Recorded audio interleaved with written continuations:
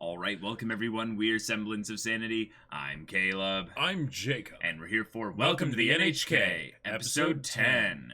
We just had some hand-holding. We had some wholesome, happy, just good times watching fireworks and interlocked fingers and while, you know, the hand-holding might have been just for one pair specifically, even Yamazaki got got a fun good time one-on-one. I got the call back. Yes he did. Yes he did.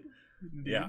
So now, I mean, they've got their whole thing of needing to impress the other people in Yamazaki's class, you know, and be like, yes, we are making this game and it's amazing. Right.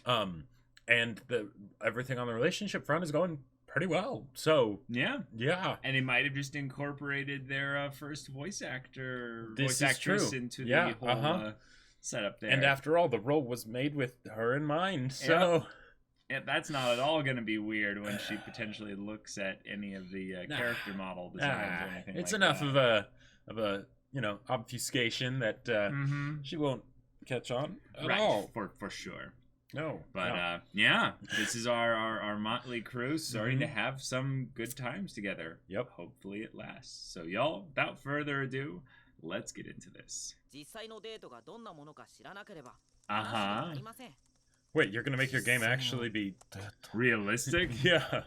Like, that's no fun. Like, instead of it being like what actually happened where they just kind of walked around. Yeah. Oh no! No!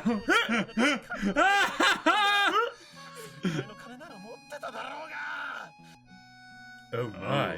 Both eating it at the same time.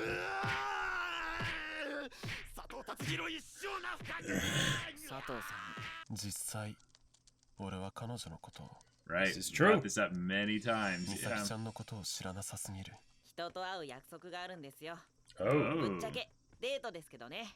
Oh. Insist.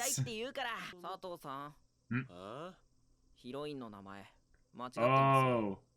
おはよう、美咲ちゃん。どうしたの、美咲ちゃん。俺は美咲ちゃんを信じる。美咲ちゃん、俺は君の笑顔を守りたいんだ。美咲ちゃん、君のためなら。I love how everything's warped. の名前はレイですよ。 His voice was so deep there. What?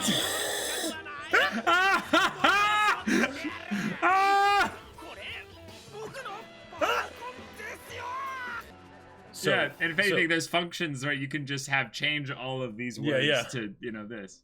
And then the thing is, if there's ever a misspelling, then it won't get that one.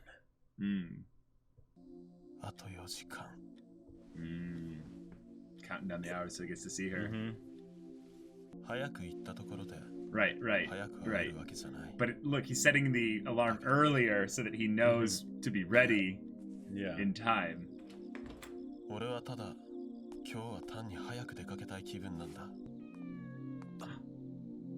Yeah, of course she is. Oh, anyone good with animals is like, someone at the very least. Gotta say though, who just carries a can of tuna around? I mean, maybe tuna's she brought it a pretty good specifically for protein this cat. snack though, like. Oh yeah, but plain. I mean, yeah, plain, but it's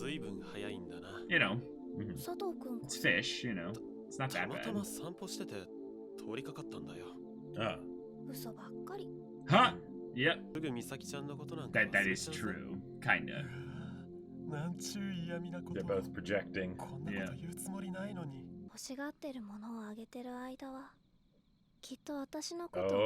Oh boy. Oh no. You turn back.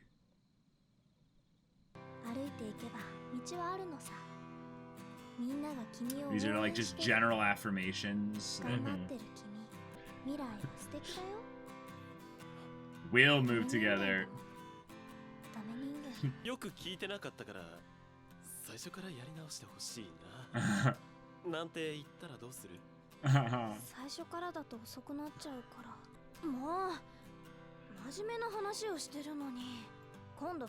She by the way did the putting the hair behind the ear thing. Yeah. Yep. Oh, wow. Wow. Nice. What is going on? Yeah. Now, the thing is, he is a bit in the, like, kind of stage of just, like, you know, just a bit infatuated and stuff, Oh, yeah, right? yeah. But still.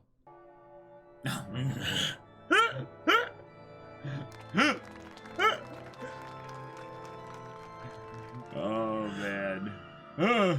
確かおばあさんがプリマドンナだ。フランス人と結婚してってあからさまに嘘っぽいし、俺は美咲ちゃんの何を知ってる。 Is she all a part of the conspiracy? Right, and this is the self-sabotaging coming in. Yeah, yeah. 美咲ちゃんが Well, no, things have changed. You've 何の changed. ために俺に近づいてきたのか。 He's drunk. You can definitely hear it. Yeah. Sorry. 何時だと思ってるんだ。 Oh Did he no! get stood up? 昼も夜もないんです。佐藤さんこそ寝てる場合じゃありませんよ。女は平気で嘘をつく。裏では男をバカにして、なんでデートの待ち合わせ場所に他の男がいるんですか。 Wait. 偶然あったなんて言い訳信じられるわけないでしょ。 Buddy, no. 分かった分かった。 No, that's assuming so much. 女に気を許しちゃダメですよ。 He's literally like behind him over his shoulder. It's Yeah, like yeah. a little like fiend whispering into his ear. Right, like, right. Don't let them. 謎が多すぎる。なぜ俺の行動パターンを知っている。誕生日1月28日水亀座血液型は A 型なぜあんなに俺のことに詳しい。 I would love for it Sometimes to be the the simplest simplest answer. answer is best. Yeah, yeah. Exactly. 私が何か企んでるんじゃないかって疑ってるの。私が佐藤君に優しくするのはなぜか。ずーっと引きこもらせたいからだよ。Oh, yes. Well, し yeah. まった。 NHK. 貴様、日本引きこもり協会の秘密工作員だな。世の男性を萌えで誘惑し、引きこもり時空に引きずり込むのが私の使命。 Oh, もう逃 wow. がさないわよ、佐藤君。いや、逃げ出してみせる。だって佐藤君、私のこと好きなんでしょ。違う。 Oh, 誰が oh. お前のことなんか。 Oh, the difference between him saying me or you makes it huge. Well, but he was definitely gonna say me. Yeah, that's the Hence that's the whole twist of it. conspiracy theory. 飲みすぎたみたいで、ところどころで記憶が飛んでて。 Yeah. You shouldn't take anything I said last night ちょっと seriously. 待っててください。すぐ作業に取り掛かりますから。 Okay. それより、ちょっと一緒に散歩でもしないか。 Whoa. Whoa. 佐藤さん Ah, but now he's Is he got the going hat to where she on. works? なんて。 Yeah. Yeah. So they're gonna follow her after she leaves? ああ、 Her shift's over. Yeah. So it's more part-time, you know? Mm-hmm. こうは俺の母親まで知ってるんだ。 You Uh, could 何も知らないの ask. が不幸だ。 yeah. Also, you're following from way too close behind. Like, like But that's how this thing always goes. that's how it man. always goes. Yeah. Yep. I will hide behind this light. The cat does remember her. Yeah. Was that the same cat or Maybe? no? It was different. It was も different. しかして彼女の家ってあの豪邸ですか。 Oh my god. Whoa. 待てよ、いつもの公園の目と鼻の先じゃないか。 Oh, she's just seeing him. Yeah. ここからだと僕らのアパート丸見えですよ。まさか。 Whoa. やば。 Did she see? No, she Nope. didn't see. Well, that explains how she knows so much about him. So what it probably Holy is that crap. she was lonely or something and thought like, hey, maybe this is someone kind of like me. My heart has been cleansed. Uh-oh. I'm getting weird cult vibes, Jacob. Really? Yep, like straight up. Nah. Yeah. Nah. Under no circumstances does my heart having been cleansed in a group setting like make almost any sense. Now, the thing is it could be just a translation thing. 俺をずっと監視してた女。でも俺は美咲ちゃんのことが。そうだ、目を覚ますんだ。Oh no. 俺は陰謀だよ、佐藤君。美咲ちゃんは俺を引きこもりから脱出させてくれるって。そこがこの陰謀の怖いところよ。Keep your antennas where I can see them, thank you. 恋愛幻想の虜にしたところで。一気にその幻想を打ち砕くってわけさ。ダメージは計り知れないものでしょう。In order to protect yourself, you need to close yourself off. Oh, come on, come on. Oh. もはや君は引きこもり続けるしかない。好きにならなければ傷つくこともない。 Yeah, that's somewhat true. Well, yeah. What kind of a life is that? Yep. あってはいけない。これ以上好きになってしまって、もしも裏切られたとき、俺は。It would hurt. Yeah. Yep. 今日の講義始めるね。Yeah, he's gonna say, I want to end this. カウンセリングは Yeah. もうやめた。Come on, just be honest. No, that's Oh, too boy. much. お前の Yeah. 顔なんか二度と見たくない。 Oh, boy.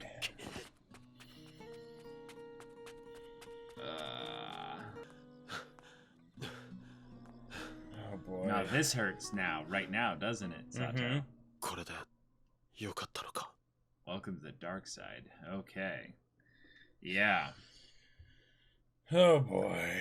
All right. Well, Sato made the Yeah. made the call. Yep. We had a somewhat of a twist revealed here. Yes.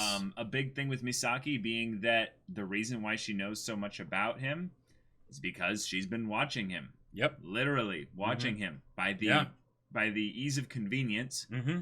of having her massive Right. house on a hill, Mm-hmm. just looking down at this area, and she probably felt a little sorry for him. She Sure. probably Well, yeah. probably had a moment of also a little bit of a slip of the tongue earlier when she mentioned that she imagines kind of looking down on people. Oh, Like this. Freudian slip? Yeah. Like actually looking Yeah, physically down. Yeah. Yeah. I've tried to make jokes about that before with being tall, but it usually doesn't work. But Yeah, I know what you mean. Yeah. one of the things though that this does give us as potential information about Misaki is Yes. that she spends a lot of time at home. Mm-hmm. Because in order to really watch Sato and to get Yep. like this, like to recognize him this much and all that stuff, Right. and to know all these things about his life, Yep. she would have to spend a lot of time watching him. Not just A lot, not yeah. just over a long period of time, but With a long portion of the binoculars. day. Well, or even if it wasn't with binoculars, but It would have to yeah, it would have had to be with binoculars. Yeah. But the idea that she spends that much time at home, Yep. I would say it's very, very likely that she also has got a sense of maybe kindred spirit, Mm-hmm. where Sure. this is also someone that stays home all the time and doesn't really go outside and Yep. things like that. Yep. Yeah. And who knows which came first, the desire to become friends with him or the desire to help him with hikikomori status. Like, Right. Maybe what she did was like, hey, I'm going to ask my folks, what does it mean, Mhm. why do people just stay in their apartments or what have you all day? And they're Right. like, oh, honey, there are these people. Yeah. Mhm. Your grandmother or whoever it was that was with her, that was with the giving out the pamphlets and stuff. It might have been her mom. I don't think that was her mom. Or maybe that was her grandmother, and that's the point. Like the diva or whatever, or prima donna, and thing. That's why they're so wealthy. Sure. And then she's not with her parents, so that could be another aspect, maybe of like there was some issue there or whatever. Yeah, maybe. Okay, so we know what happened with Sato. Yeah. And it sucks, and we'll discuss it. But Yamazaki, his situation seemed to be a little bit more of an easily solvable one. Yeah. His was that he assumed the worst about her bumping into a guy at the meeting place. Right. Which is like, okay, I understand why he did that. But, like, I think the real problem is not that happened. It's that he probably had his abrasive personality come out and probably chewed her out or something like that, or said something rude. But in a lot of ways, I feel like he doesn't have the spine to do that. He would just basically let it fester and then basically, you know, blow up once he was away, right? But haven't you seen him, that like his whole personality thing? The reason why he got bullied so much was because he was things like he that. The person who would always speak his opinion loudly and Good angrily point. when he seems like the person that would have a problem with, like, he needs to shut up every once in a while and listen. Sure. Okay. Know? Yeah. All right. So that could be what it was. Yeah.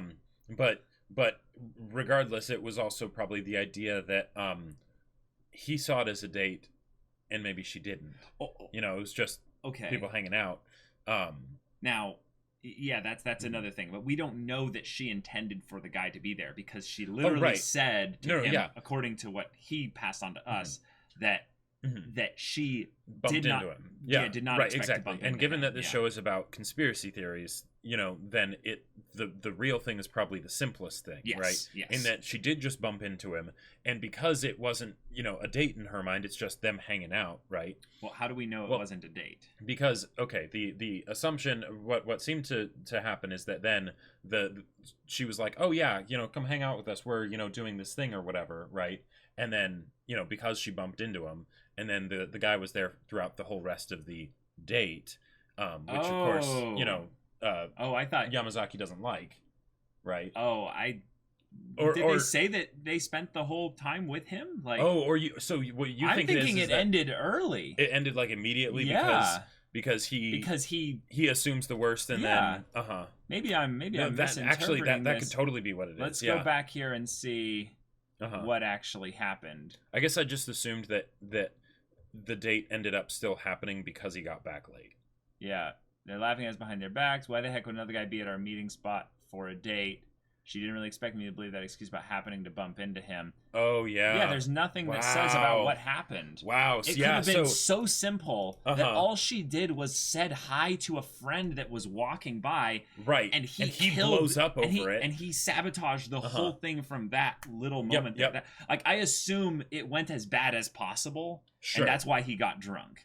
Sure. And the way I would say it would be worse is that he does something exceptionally stupid, not her doing something, because then it's something where he can which of course he wouldn't distance himself from talk about, you know, to Sato, because he doesn't, you know, that's probably part of the reason why he got drunk. You know, is I can't believe I did that. You know. Yeah. Exactly. And then of course he blames it on her. You know, because because she started it. I just exactly called her out for her Yeah.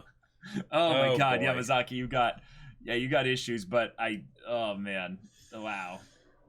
So then we go into the more actual, potential problem here, which is Misaki doesn't open up, doesn't share a lot of stuff, and that's probably because there is a little bit of a role situation going on here, where he is receiving counseling, help from her. So it's kind of that teacher-student kind of thing, where him falling in love with her is definitely something that she, you know, I would say is pretty much interested in, but she's not willing to open up with regards to her past, probably because that's where her pain is. Exactly. Her problems. They make it a bit more of a sympathetic plight for both sides, I guess, because it's the issues on both ends rather than just in the case of Yamazaki, since we're not going to say meet the girl again that he was going to go on the date with. Yeah. You know, they can have all the conflicts fall on him and not need to worry about, you know, developing the other character. We found out Misaki's last name, which I don't know if we had known that at this point there, but because it was on the house. Now this woman here, I'm assuming that's actually going to be her mom. Actually, I don't think this would be her grandma. She seems a bit too young. Or was it her aunt? Because I remember they mentioned something, and I think they mentioned it in this episode again. But the big thing is they end up going to this They end up going to this place, and yet it doesn't seem to be like a it doesn't seem to be like a business place of any specific kind. It feels a little bit too residential. And then I seem to recall the group who publishes those invitation booklets rents that building. Invitation booklets, that's about as like culty as it gets in terms of the marketing side of things. I think they were talking about the invitation booklets as far as the, like, you know, stop being a hikikomori kind of a thing. But yeah. Now what would be cool? And there's the little logo thing. Yeah, the little logo thing there. Yep. But this is the thing: we see a lot of people here who are older, but then we see Misaki, and she's kind of separate from this. Right, she's kind of out of place. Yeah. Now, I don't think this has anything to do with being hikikomori, because of look at there being a group and they're all sociable, they're smiling, they're talking to each other, they had a good time. Today was great. My heart has been cleansed. She does not look to be in this whole my heart was cleansed kind of smile feeling. She feels like an outcast in this group here.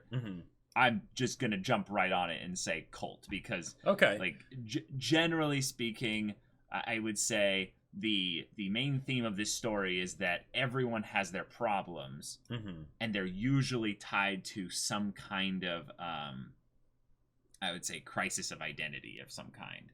Like they're latched on to some subset of society that is outcasted, and it's very easy for them to take steps to move out of it, but the actual process and to commit to step out of it is a arduous one. It takes a lot of effort and time and emotional energy, and none of the characters in this story have individually the emotional energy to save themselves. They all need a little bit of help from someone else to kind of give them a push. Sure. Like, what was the girl? Hitomi. Great example of that. Like, she jumped immediately to Sato, like almost like a help me, but you know. And maybe since like maybe it is a cult. Like, I would say there's enough things established to make it definitely seem that way, especially with the My Heart Has Been Cleansed. Right. What would be another thing that you see? Well, I don't. I'm not entirely sure. Oh, gotcha. But since this show is about conspiracy theories, there's the idea that it could be basically a reversal setup. So where Sato is, you know, assuming the worst, right? Sure. And maybe it's actually some like something really helpful. Yeah, something where you know the old folks think, oh yeah, we're doing some good in the world. We're going to go and, you know, help people get out of hikikomori, and that sort of, you know, and that sort of, you know, put on piety is sort of what is, I don't know, whatever. It's just what they like to do or something. Who knows, right? Oh, I thought you were going to go for this being like some kind of like an actual counseling thing for just like a group setting where people come together and they actually unburden themselves in some ways through like being coached by some person, what have you. Then it has vibes of cult, but it's more actually like an AA meeting more so than anything. Yeah, and it could be anywhere from cult to that, and anywhere in between. Sure. And it could even be something where it's something kind of like that, but like, you know, it's something where they have like they aren't actually any good at that, right? Like, they don't actually have the proper credentials and stuff. Because when I look at something like this seems like something that is very kind of ad hoc as far as the building. You know, it's like not really official. It's just sort of a thing that people are doing, right? Right. So they have a logo though. They have a logo. That's true. They have a logo. Yeah. They have information booklets. Yeah. They require that people dress a little bit formally here. Right. Like, we've never seen her wear this garb. Well, and also with Sato. Well, and there's also the idea that her family is very wealthy. Yeah. So, you know, the fact that they introduce the fact that they're really wealthy at the same time as, you know, going to meet with a weird group of people. Right. Just, not weird, but just a group that is nondescript. We don't have anything exactly, but everyone there seems to be kind of like joined at the hip. Well, look at that. Actually, that's another cool picture. Them all walking together. She is clearly like dragging behind as being like, this isn't something I'm really interested in. But but that could also, but the fact that it's like you know, it could be considered like, oh, is this just a conspiracy theory thing? That could be something for way later, where it's Sato then dismisses it because he's like, oh no, I'm just, you know, I'm just getting into that conspiracy mode again. But then it's like, no, this is actually a serious thing, you know? Right, and then it reignites the whole conspiracy, you know. Well, or it's something where panic. then, you know, yeah, like there's just all kinds of things they could do there. So Sato self-sabotaged. Let's talk about this. This makes so much sense. This is something that I'm surprised it took this long. I'm surprised it took this long too. I think that this was something that they built up so much of the positives surrounding these characters, bonding, connecting, and coming to understand each other a little bit more, so that this moment hurts more. Yep. And it makes sense. I feel like Yamazaki being the little voice in his mind being like, don't trust them. Oh yeah. And that's perfect. But having these scenes where his own subconscious, his own inner thoughts and what have you become a cacophony of voices trying to get him to basically go back to the way things were, where there's no external stimuli, there's no way that you can actually be threatened in any way. I think honestly, the reason for this is entirely the fact that she knew for however long period of time, and that scares him. I think the idea of someone having that much power essentially over him in that instance kind of freaked him out. Now there's the obvious bit of where there's future pain that he's avoiding. Like that's the kind of, I think, the obvious thing that I just want to make sure I am understanding that there's a very clear, like, this is true. If you don't see her, then you won't fall in love, which means you won't get hurt. Obviously. I feel like it's something where, like, yes, that was the reason here, but I feel like that was rather the it was the catalyst for this particular case, right? But the thing is that because of where he's at and everything, because he's scared of intimacy and being hurt, right?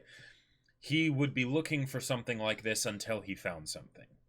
Oh, right, sure. And here, this is just something that he found, right? Where he can then basically assume the worst and then not need to be vulnerable, and in fact, it's all conspiracy, and and I need to get out of this, and whatnot, and because even when he confronted her, it didn't seem to be something where he actually believed it, like he was hesitant too, but it was, well, yeah, I think it's also he doesn't want to get hurt, right, exactly.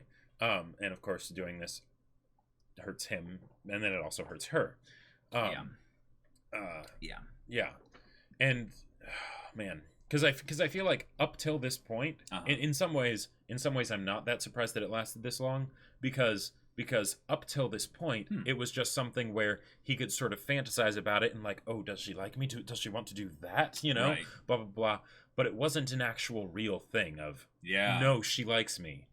We did the lewd hand holding while watching fireworks. Like, she threw pebbles at my window. She likes me. Why? Right. She shouldn't like me. Let's talk about that. Like this line here at the end, before he actually confronts her and stuff, is probably one of the probably one of the best parts there. Where is it actually? The part where it's like, after all, who could love?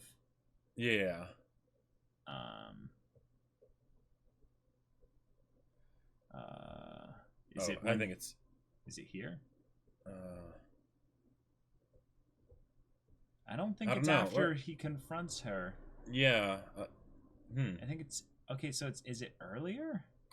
But yeah, he was definitely going to say, though, why would she love, or what's there to like about me? It wasn't her.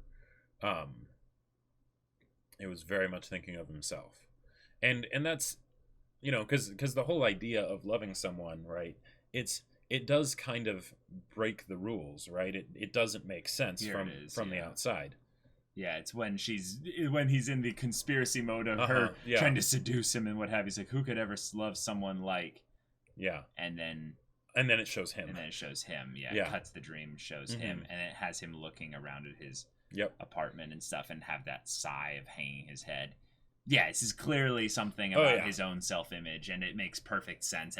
And that's the thing I think that hurts me the most here is there are a lot of people who have probably experienced varying degrees of this. And I am guesstimating. I haven't like done studies or what have you, but maybe y'all can resonate with me in the comments that this is true. I'm going to make my little hypothesis here. Okay. I think that a lot of people loved at a point where they weren't fully ready, where they weren't really sure about what they were doing or anything. There was a lot of variables. We're all fools in love. Yeah, we're all fools at the beginning in love. And when that love happened, if it was real, and it was strong, and it was there, and it was present, and it lasted for a long period of time, but it still ended at some point, I think that there was a period of time after that where they maybe over dramatically, but probably I would say accurately, didn't feel like they could love again afterwards for a period of time. But what happens is over the course of that period of time, you grow up, you mature, you love again, but it's at a lower measure. Right. You definitely invest less at the initial point because you have been hurt in the past. Right. And it's not something I would say bad. I would say, if anything, it's a protection, safety, defense mechanism. There's a of reason just making you do it. sure that you don't experience that pain at the initial bit there. But I'm going to then lead the hypothesis with another hypothesis. My thing is that depending on how many times you've also been rejected at that point, when you start to love again a little bit more, it then becomes like in gaming terms, it's like there's a max mana you can spend. It feels harder to get up to the numbers essentially that you were at the earlier point where you were innocent and and that's the nature of first loves, like, you know, because when it's first, you completely fall head over heels for the person and you idolize it's silly them and you know, and it's immature. Silly. Absolutely. Right. But it's all a part of life, right? It's a part of the experience. And then as time goes on, then because it hurts so much, even when you become open to the idea, it's not the same kind of openness, right? There's a part of you that's holding back. There's a part of you that's guarded, right? And that's good, right? And that because part can become unguarded at some point. Yeah, it's and not it can become away forever. Exactly. And the fact that you're now like that means that when you get to the point where you're willing to become unguarded, it means that much more, right? Because you realize what it means to be unguarded, right? But that means that there will be points like this, like I feel like in this particular situation with Sato and being hikikomori and stuff like that. It's a more extreme example, you know, of like, oh, it's all conspiracy and things like that, right? People don't necessarily go that far, but I feel like this self-sabotage right here is something that everyone has done at some point, to some degree, right? To some degree. Because the idea that where you know all your flaws, right? Or at least a lot of your flaws. And you literally do the line of, who could love someone like me? And it might not even be something that ever consciously happens. Right? You know, and that's what's scary about it. And I think that's why they cut away here when Sato was about to say it, is because he doesn't even want to admit that to himself. Right? Because that's a scary place to be, where you realize that your own self-worth is that low. Right? So, of course, he doesn't finish the sentence. He just sort of avoids it, right? And you know, we do the same thing. I know there have been many points where I like especially when I was way younger, where when there would be someone that I was pretty sure that this person had a crush on me, and not just like, you know, me thinking like, oh, it'd be cool if someone had a crush on me, so I, you know, projected or whatever. But where I was like, yeah, this person definitely has a crush on me. And suddenly I started to see them as like some sort of alien creature, right? You know, because it's like, what do I do? You know, all this stuff, blah, blah, blah. Overthinking it and essentially going conspiracy without actually going conspiracy, right? Until someone pointed out to me, they were like, so is that just because, you know, you don't understand that they could possibly love someone like you? And it's like, oh shit, like, because it's so true, because you know, it's and this is like going into there's so many other follow-up conversations with that, because, you know, like I've had similar situations as well where it's both directions and stuff like that. And yet with Sato and Misaki's situation, this is one where, again, you know, it's always communication solves everything, but this is the type of dramatic, extreme situation where no, this type of communication shouldn't really happen at this point yet. Like, there's so many other things that Sato needs to incrementally change before he's even able to have that kind of an honest, mature conversation, in some ways with himself, but also, I would say, with another person. And I would say that it's going to be just a prediction here. This is something that I'm a little bit too certain of, but I'm comfortable being that way with it. Is that this is one where Sato might, even at some point, like later in the future, have a little bit of a role reversal with some of his acquaintances and friends, to where he's been absorbing so much by being in connection with so many different iterations of these kinds of personal, kind of societal integration problems or what have you, that he'll be able to kind of pass on little bits here and there and end up helping them. I could just see that. I could just see that happening. So, not anytime soon. Go a bit more into the whole thing of the him being vulnerable and I mean, because clearly he's not ready for it, right? Because otherwise he would do that. Yeah, but him being vulnerable. You were saying something about how you don't even think he should. Don't think he should. Yeah, have talk openly with Misaki about where his characterization is at. Gotcha. Right, it's more of a could thing, but no, I'm saying if he did, that would be bad writing. I would almost say. Exactly. It wouldn't feel earned because he is not in the place where he's ready for that. Like the fact that we're actually getting so much of his own internal world is just amazing that we actually get that, because other stories we'd have to guess, and then it basically feels like we're flipping a coin as to whether or not he's going to say the thing. And this, we're like, no, he really shouldn't be able to say the thing here. He has so many other things swirling around in his head that I love little lines like this. That's why I wanted to make sure we brought it up, was the reversal is that, I mean, I'm sure everyone gets it, and I'm not going to feel like I have to explain it here, but the idea that he's internalized a lot of his own negative thing as to be, his own negative self-image and all that, to be coming from this external source that is there to tempt the world's men with sex appeal and drag them into the hikikomori world. Yes, absolutely. You're a victim, Sato. In some ways, like that, you are a self-imposed victim, and that's okay. That's totally okay. But to then make this about Misaki being the focal point of this is just the height of delusion, which is that makes sense. And so then when she then comes out of the red into the blue, and she's giving the seductive things of, but you love me. No, I don't. Well, you love me, don't you, Sato? You know where the source of these thoughts are coming from, right? This is himself. All this stuff is coming from his own subconscious. So it's in some ways, this is me going almost way too like five-head kind of stupid thing, is that you love yourself, right? Like it's almost trying to save him in the same way that it is, forcing him inward. But no, I don't. Who could love someone like me? Yeah. Well, that's just another weird way of looking at it. But. Yep. No, I totally get it. And the idea that this is something that he now actually, I love that it wasn't red. It wasn't in the red tint when she asks that, because it's the realization that this isn't a conspiracy. This isn't conspiracy. He's going to have to answer that question at some point. Does he love her? Right? And he's already realized that he does. But he doesn't want to deal with that, right? Right. So I love that. I love that little tonal shift there. That was a really brilliant scene. And we then get them following her and stuff. Then we'd see the house. He then basically says, I'm done. I'm not going to do this anymore. I love that she tried to give him an out here. Oh, that's because you're too busy with the game script. Yeah. She's like, please, like, don't do this. I can't force you. And yet, like, like this is cool, because in some ways her look of I'm quitting counseling, and he has to like stammer out the words. I love that the voice actor for Sato was like, I quitting counseling.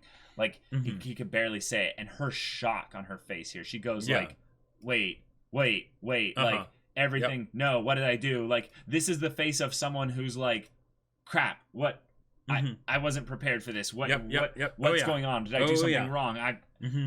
You know, that kind of thing. So then she tries to be like, hey, yeah, it's not like that. That's just because you've gotten too busy with the game script. And then he says, I don't ever want to see your face again. And he turns around as he says it, of course. You know, right, because now he's already in pain. Like he's already he's already in pain, and he doesn't even really mean it. Yeah. Yeah. I love that we had been waiting for the cat to come back, and then it finally did at the end of the scene. Yeah, here. that was great. One of the things that I really loved, well, I just in general I love about this show is how Sato constantly thinks nothing's different, right? You know, like the whole basis for him for the conspiracy theory of she's going to keep me in hikikomori forever is the idea that, oh, nothing's changed, when in reality it's night and day. He's made so much progress, it's ridiculous, it's right? Insane, it's insane, right? And even this is a part of him figuring it out. Yep. Right? Yep, right? And while, you know, it might break our hearts and it might break Misaki's heart, that this is a path that he needs to take along his journey to figuring himself out. He's still moving forward. The direction got thrown way off, but he's going through it, right? Because it's the raging against himself, right? Where you know he's been getting some really good 1-2s, right, on the hikikomori version of himself, but then the hikikomori version of himself comes in with a really strong counter and just, you know, takes his lights out, right? And it's going to take him a while to recover from that hit, right? But he's going to. Yeah, but he is going to keep making incremental changes, but it's going to be a painful struggle all the way there. And I wanted to bring up something that happened earlier in the episode, and you were wanting to see where it was. Remember when she was giving all the affirmations and stuff in the book? Yeah. All of it was second person, you, and that's really cool and stuff. But then she switches at the very end, like basically the very end, and says, we'll move together towards tomorrow. The future will be great. And he zoned in on the you're a troubled person. Like, I'm gonna double check to make sure this was actually. But yeah, I think he might have gotten that blush and everything after she speaks in that. Hold on, let me check this tense here. Yeah, then right after that, she also pulls the hair behind her ear, which could be considered, you know, in a lot of ways. Hold on, I want to see this part here.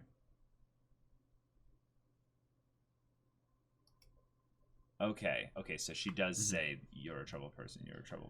But with him blushing and all that stuff, it could just be because of the hair being pushed behind the ear, which is definitely, you know, like a legitimate thing. He's like, oh, that's really cute, you know, but it could also be symbolizing of her basically showing more of herself, right? She's getting a little bit more, you know, vulnerable, real, whatever, right? Yeah, this is a universal sign of a girl just liking. No, yes, yeah. No, I get that. Okay. Yeah. But then the fact that he's so enjoying her giving these affirmations, even though there's something being read out from a book, this kind of hits a little bit home for me, and I wanted to bring this up here. She's like, wait, but that'll take a long time, meaning that the amount of affirmations she had been giving was something so long that in order for her to do them all over again, it would get like way too late for her. Yeah. And he's trying to do the thing of like, I wasn't listening, you know, you might have to do it all over again. And then she's like frustrated because like, hey, this is serious. Well, but I'm not done. Hold on. The thing about affirmations, and this is something that's really important, I think, here for this type of show, is that it doesn't matter who's saying them. If you're hearing them, there's going to be a slight response. Just, it doesn't matter if it's positive or negative.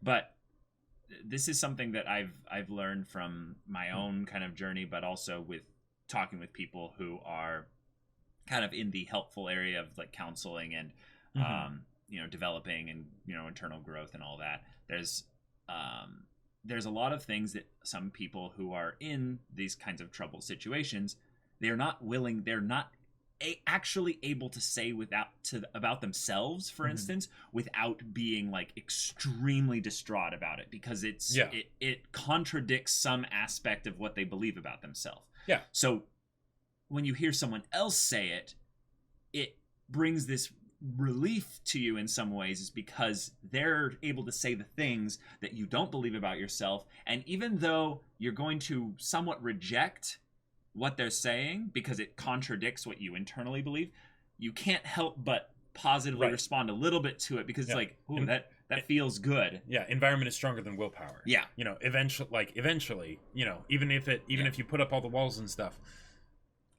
eventually if it keeps happening, it'll start to have an effect. And I have personally had a lot of good experiences with this type of almost therapy, I would say. It's very, very helpful. It's not an end-all be-all for sure, but it is a good start. I loved the part where she says, "You're trying, and that makes you shine," because that is straight up what Sato is going through right now. And if he wants to have a question of why is it that she could possibly love me, right? What is there to like about me? Well, she's watching you struggle. She's been watching you struggle. Okay. And, you know, maybe even not doing a good job of it, right? Yeah. But she's seen you try. Yeah. And that's something that he, you know, it's something where he doesn't give himself enough credit. Sure. In that he's been trying. And even if he messes up, you know, plenty of times, even if he's not where he wants to be, he's still moving. Yeah. Yeah. It's good stuff. It's really good stuff. So yeah, that's it for me. I love this episode. It was a painful episode.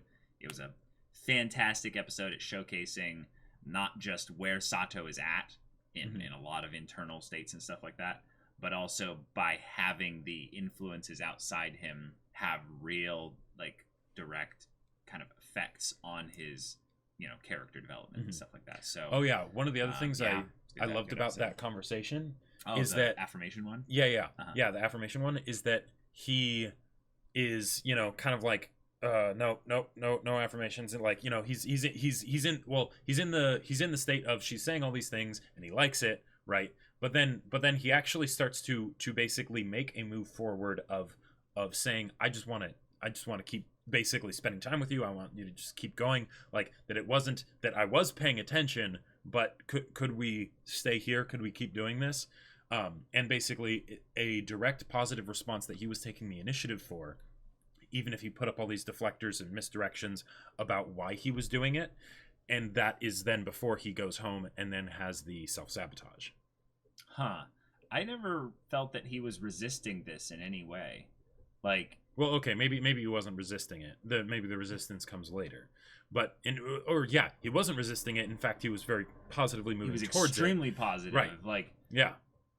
And like the whole thing of him not smoking and things like that. It's like, seeing all the ways that he is making a ton of progress. Yeah. And that's scary. Yeah. And that's scary because that means he's moving to a new place. And and now we have to take a couple steps back and reevaluate and dig ourselves in a little bit further so we can make more consistent and But I feel like we did also motion. I feel like we did also get a lot of information about Misaki through the information that we didn't get about her, you know, like the fact that she was, like, the whole idea of she spends a lot of time at home, or at least she did, you know, and she probably will now. Let's see how this goes, y'all. This is gonna be good. We're nearing the kind of the halfway point. But thank you all so much for watching this episode's reaction and discussion. It was an amazing episode. So if you want to see the next episode's reaction and discussion right now, though, go check out the link in the description below for our Patreon. You can get on early access there. You can watch full-length reactions there. And all this comes with Discord access, so you can chat with us and the community there about these shows, about anime in general. And you can also talk with Jacob about the book he wrote. Yes, that's right. My sci-fi novel Battle Lines is available for purchase on Amazon in both hardback and ebook format, so whichever works best for you. So go check it out. There's some reviews on there, and so if any of that interests you, we'll see you there. But until then, we're Semblance of Sanity. I'm Caleb. I'm Jacob. And we'll see you all next time.